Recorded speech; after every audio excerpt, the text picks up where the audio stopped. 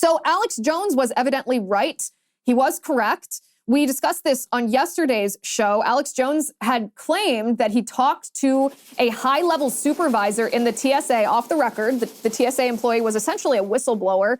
This TSA employee had told Alex Jones that the TSA was planning to reinstitute COVID mandates in September, meaning TSA employees and people at the airports were going to be required to wear masks, bringing back the mask mandates in September. And then in October, even people that were flying on airplanes would be required to mask the whole time.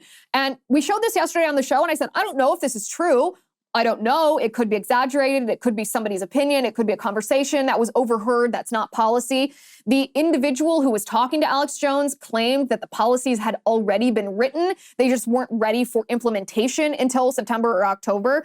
And I suppose September really isn't that far away at this point, although it seems hard to believe that the summer is coming to a close. But today, Steve Bannon's War Room reported that there are, in fact, federal contracts on the books with companies to begin enforcing COVID protocols in September and October. I want to read this to you a little bit. Let me bring this up.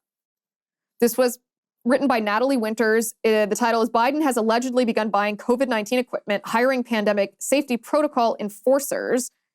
She writes, the federal government has started purchasing COVID-19 equipment and hiring advisors on quote unquote safety protocols amidst speculation the Biden White House will reinstate pandemic-era lockdowns and mandates, War Room can reveal.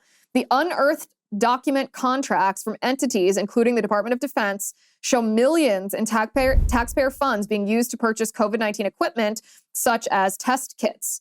Some of the contracts, which are traceable via the federal government's spending database, are even scheduled to begin in future months, such as September and October. She then writes, the DoD, for example, gave Hologic Sales and Service LLC a $1.5 million contract beginning on October 1st that's set to conclude in May of 2024. The federal database reveals the funds are for COVID testing services in support of the Department of Pathology at Madigan Army Medical Center in Washington State. The Department of Veteran Affairs, the VA, also inked a $2 million contract with Abbott Molecular Incorporated beginning on September 2nd, set to conclude in September of 2024. The contract will provide testing services for viruses, including COVID-19. The VA also started a $1.3 million contract with BioFire Diagnostics LLC on August 18th for its COVID testing reagents and equipment.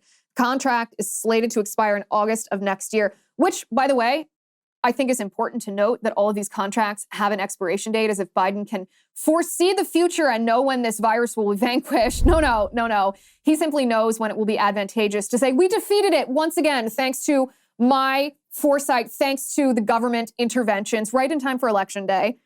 And then War Room reports on August 14th, the VA also began a $3.3 million contract with Oddball Incorporated for advisory on, quote, adequate COVID-19 safety protocols. The contract is also set to expire in August of next year, just in time for election season to begin, right in time for early voting. All of these COVID protocols are set to expire. So I guess this is another instance where Alex Jones was right.